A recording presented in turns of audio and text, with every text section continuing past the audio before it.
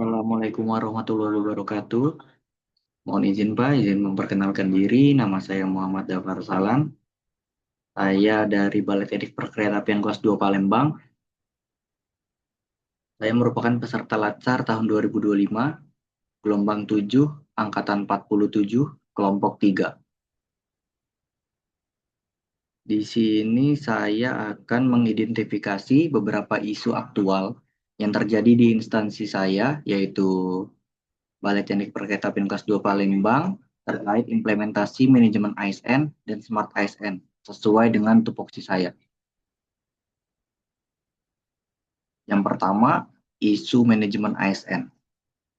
Itu adalah berbagai masalah atau hambatan yang dihadapi dalam proses pengelolaan aparatur sipil negara secara keseluruhan, mulai dari perencanaan kebutuhan, pengadaan, pengembangan kompetensi, pengelolaan kinerja, hingga pensiun. Isu-isu ini dapat mempengaruhi efektivitas dan efisiensi birokrasi, serta integritas dan profesional ASN. Di sini saya memasukkan ada 3, yaitu ada kurang disiplin waktu, kurang terpenuhinya fasilitas kerja, 3 ada permintaan laporan data perjalanan kereta api masih manual. Kemudian ada isu Smart ASN.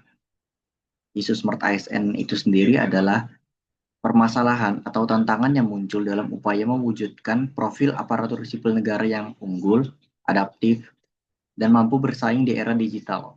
Isu-isu ini berkaitan dengan bagaimana ASN dapat mengembangkan karakteristik yang dihadapkan pada Smart ASN, integritas, nasionalisme, profesionalisme, wawasan global, penguasaan IT, bahasa asing, hospitality, entrepreneurship, dan networking.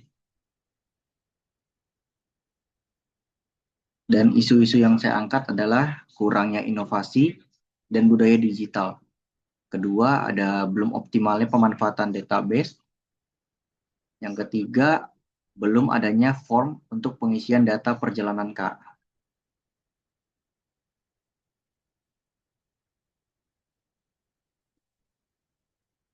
Kemudian, dampak isu dari manajemen ASN itu sendiri, seperti yang pertama tadi, kurang disiplin.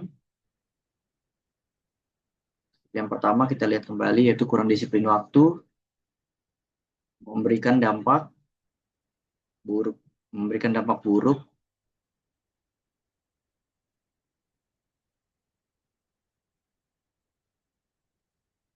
Dampak dari kurang disiplin waktu yaitu waktu kerja yang terbuang mengurangi jam efektif untuk menyelesaikan tugas.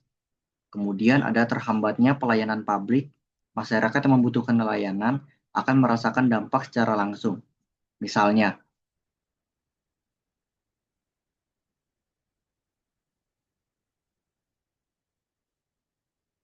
jika petugas layanan terlambat, antrean akan memanjang. Jadi, pelayanan tertunda menciptakan ketidakpuasan dan merusak citra instansi.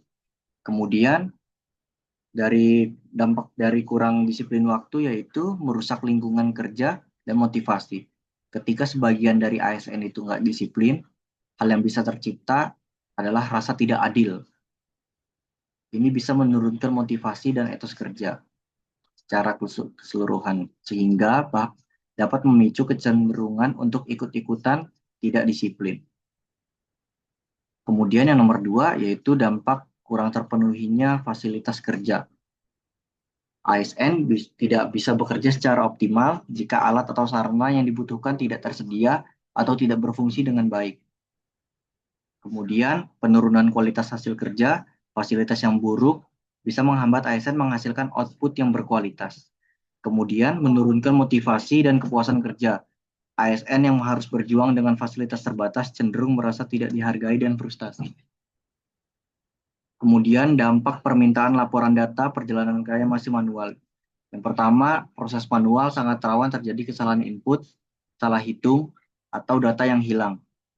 Kemudian, resiko kehilangan atau human error yang tinggi. Kemudian, sulitnya akses dan analisis data.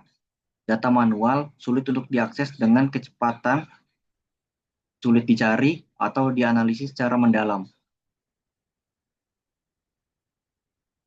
Kemudian isu dari Smart ASN. Yang pertama yaitu tadi kurangnya inovasi dan budaya digital. Inovasi adalah kunci peningkatan efisiensi. Tanpa inovasi, proses kerja cenderung statis dan tidak berkembang. Kemudian dampaknya yaitu ketertinggalan dalam adaptasi teknologi. Jika ASN dan instansi tidak memiliki budaya digital, mereka akan tertinggal dalam mengadopsi dan memanfaatkan teknologi baru. Kemudian produktivitas akan rendah. Proses kerja yang tidak inovatif dan tidak memanfaatkan potensi digital akan menyebabkan pekerjaan memakan waktu lebih lama dan hasil yang kurang optimal. Kedua, belum optimalnya pemanfaatan database. Dampak buruknya yaitu pengambilan keputusan bisa berdasarkan intuisi atau asumsi, bukan fakta dan analisis yang akurat. Kemudian, kurangnya efisiensi operasional. Informasi penting yang tersimpan dalam database tidak digunakan untuk mengoptimalkan jadwal, alokasi sumber daya, atau identifikasi masalah. Kemudian kehilangan peluang peningkatan pelayanan. Yang ketiga, belum adanya form pengisian data perjalanan KA yang sudah fix, yang tidak berubah-ubah. Dampaknya yang pertama, pengisian manual meningkatkan risiko kesalahan penulisan atau typo. Kemudian, rentannya data terjadi kesalahan atau human error. Yang ketiga, tidak mendukung pemanfaatan database yang optimal.